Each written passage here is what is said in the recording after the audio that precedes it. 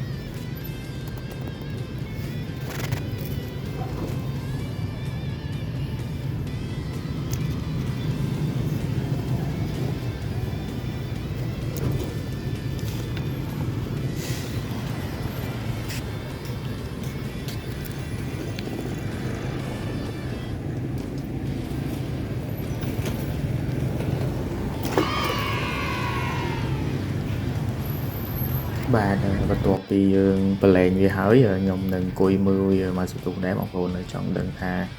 សុខភាព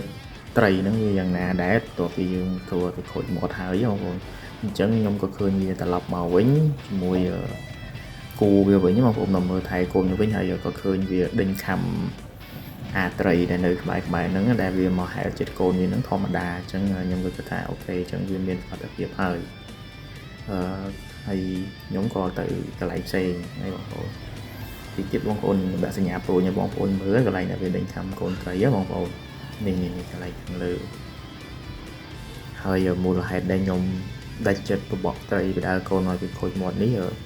ទី1វាជាទម្លាប់របស់ខ្ញុំបើគេថាឃើញត្រីបដាកូនអញ្ចឹងខ្ញុំបើសិនជាកន្លែងហ្នឹងមានមនុស្សលេងច្រើនខ្ញុំមិនធ្វើឲ្យវាខូចមាត់តែបើសិនជាអត់សូវមានអ្នកស្គាល់ទេខ្ញុំអត់ធ្វើអីវាទេខ្ញុំគ្រាន់តែផ្អើលវាទៅកន្លែងផ្សេងអញ្ចឹងណាបងប្អូនហ្នឹងហើយហើយមួយទៀតដោយសារកន្លែងនេះមានក្មេងៗច្រើនណាបងប្អូនគាត់បបក់ត្រីខ្ញុំតែឃើញគាត់យកត្រីបដាកូនយកបានមួយយកមួយបានពីរយកទាំងពីរអញ្ចឹងណាបងប្អូនគាត់ឃើញអត់បានទេគាត់នឹងគេយកហើយពួកគាត់ក្មេងៗអញ្ចឹងយើងនិយាយប្រាប់គាត់ទៅគាត់អត់ស្ដាប់ទេបងប្អូនហ្នឹងហើយគាត់និយាយប្រាប់គាត់ទៅគឺគាត់អត់ស្ដាប់យើងដែរហ្នឹងហើយក៏ឃើញមានបងនឹងពូខ្លះក៏គាត់យកដែរឃើញត្រីហ្នឹងបាទឃើញគាត់បានដឹងថាគាត់យកត្រីហ្នឹងទៅធ្វើម្ហូបដើម្បីគ្រួសារយ៉ាងម៉េចយើងអត់ដឹងទេតែគាត់ថាគាត់យកឃើញគាត់យកមែនឃើញគាត់យកផ្ទាល់ភ្នែកនៅតំបន់នេះហើយក៏សូមសំណូមពរដល់បងប្អូនទាំងអស់គ្នាបាទទាំងដៃថ្មីដៃចាស់បើបងប្អូនបានឃើញត្រីបដាកូនទេបងប្អូនគួរតែកុំយកវាអីឲ្យវាបង្កើតកូនឲ្យវាបដាកូនទៅបងប្អូនឲ្យវា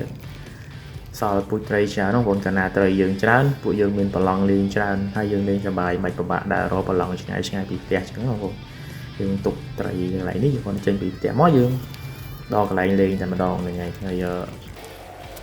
ចូលរួមទាំងអស់គ្នាបងប្អូនហើយយើងកុំប្រើពាក្យថាបើគេមិនយកបើយើងមិនយកយើងគេយកអញ្ចឹងណាបងប្អូន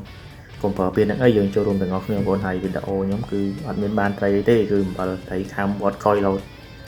ចឹងថ្ងៃហ្នឹងគឺសរុបមកគឺអំបិលអត់មានបានត្រីទេបងប្អូនអរគុណច្រើនដែលបានទស្សនាបងប្អូនជម្រាបលា